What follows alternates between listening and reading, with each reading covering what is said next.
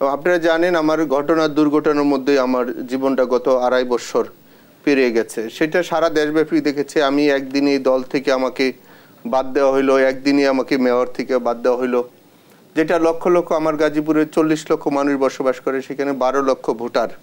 সেই জনপ্রতিনিধি ছিলাম। জন্মের পর থেকে যে সময় বোঝা শিখেছি, বাহিরে চলার পথ তৈরি করে দিয়েছে মা, তখন থেকেই সংগঠন করেছি। সংগঠনকে কিভাবে শক্তিশালী করতে হয়, সংগঠনের মানুষের সাথে কিভাবে সম্পর্ক তৈরি করতে হয়। হঠাৎ করে যখন একদিনই আমার মেয়র এবং আমার পার্টির সাধারণ সম্পাদক পদ চলে গেল, ওই দিন যেদিন আমাকে পার্টি থেকে গত 19শে নভেম্বর যখন আমাকে পার্টি থেকে সরে দেওয়া হলো, তখন আমাকে বলা হলো, আমার নীতি নির্ধারকরাই বলল, আজকে তোমাকে রাত্রে হয়তো বা যে কোনো সময় তোমাকে অ্যারেস্ট করা হবে।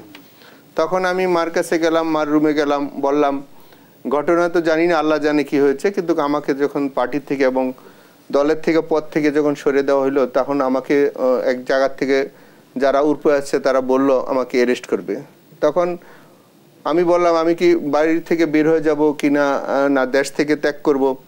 তখন মার কাছে পরামর্শের জন্য গেলাম ওই রাত্রেই। তখন মা বললো, বলে না, বাড়িতেই থাকো, দেশে থাকো, কোনোভাবে দেশ ছাড়া যাবে না, যা হয় এই দেশেই হোক। তখন এই কঠিন পরিস্থিতির মধ্যে তখন মার দোয়ায় ঘরেই ছিলাম, বাসাতেই ছিলাম। কিন্তু মা একটা কথাই বলেছে, যদি তোমাকে এই দেশে অ্যারেস্ট করে, তোমাকে জেল দেয়, তোমার যদি কিছু হয় তাতে তুমি জেল খাটো, কোনো সমস্যা নাই, কিন্তু জন্মভূমি ছেড়ে চলে যেও না, প্রিয় জন্মভূমিতে থাকো, যা হয় মাথা পেতে নাও।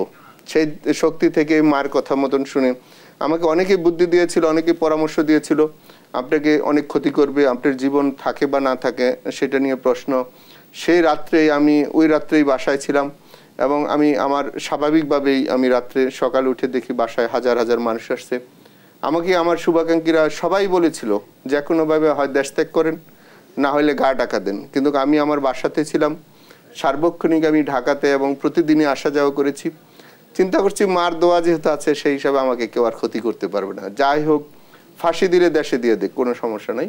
সেই মার কথার এবং সাহসের বা আমি আর কারো কথাই মাথায় নেই নাই। কিন্তু মা যেহেতু আমাকে একবারও সে আমার ফেজের দিকে তাকায় নাই, কিন্তু সে তার ডিসিশনটা কিন্তু আমাকে দিয়েছিল, ঘরে থাকো, নিজের জন্মভূমিতে থাকো, নিজের দেশে থাকো। সেই সময় আমি একা হয়ে গেছিলাম, আর আমার মার সাথে পরামর্শ ছাড়া কিন্তু আমার আর কোনো পথ ছিল না। আল্লাহরে ডেকেছি, আমার সৃষ্টিকতার আর মার চেহারার দিকে আমি সবসময় আমার চোখের সামনে বাসিয়ে নিয়ে আসছিলাম। মা যে কত আশীর্বাদ, মা যে কত বেহেস, মাকে যেন কেউ অপমান না করে, মার সাথে যেন সম্পর্কটা সবাই রাখে। আমি জানি পৃথিবীর সব মানুষই তার মা বাবাকে পছন্দ করে বা ভালোবাসে, কিন্তু আমি তারপরেও বলবো সব বাপ ভাইকে এবং মা বোনকে বলবো, আপনারা মায়ের প্রতি শ্রদ্ধাশীল হন। মা সন্তানের ভালো চায়, মা যে কোনো ব্যাপার আঘাত না পায়, এবং মার দোয়া প্রত্যেকটি সন্তানের উপরে থাকে, সেটা আশীর্বাদ হিসেবে থাকবে।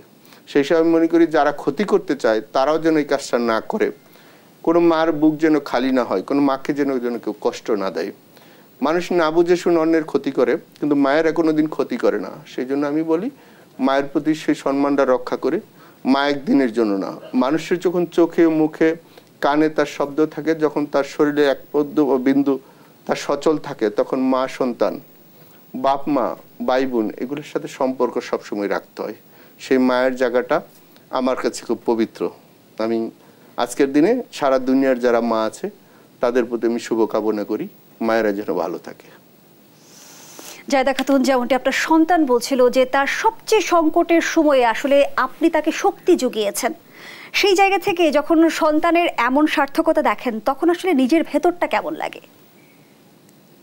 আমি জানি আগে আল্লাহ বাদে আমার ছেলে মানুষের কোনো ক্ষতি করে না, তো আমি সবসময় আমার ছেলের এগুলো দিয়ে আমার চোখের পানিও ফেলাই নাই, শুধু আল্লাহর উপরে ভরসা রাখছি।